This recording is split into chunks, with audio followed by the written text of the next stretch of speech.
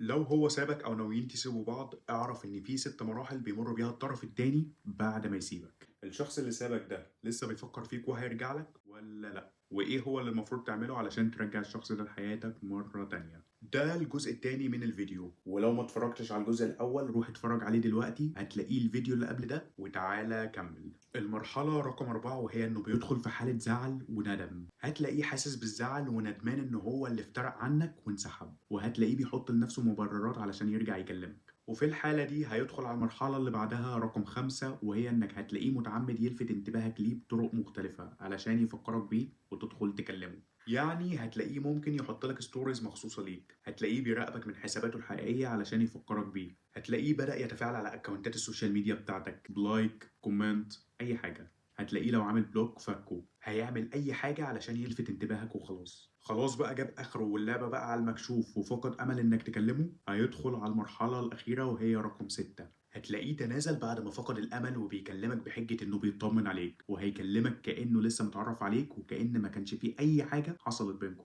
هتلاقيه بيسلم عليك الصبح وبيمسي عليك بالليل، هتلاقيه عامل نفسه كده زي ما بيقولوا من بنها، مش فاكر أو عارف انتوا سبتوا بعض ليه، جو استعباط يعني. في الفيديو اللي جاي هقولك ايه هو اللي المفروض تعمله علشان ترجع الشخص ده لحياتك مرة تانية، فاعمل فولو ولايك علشان تتابع الجديد. سلام.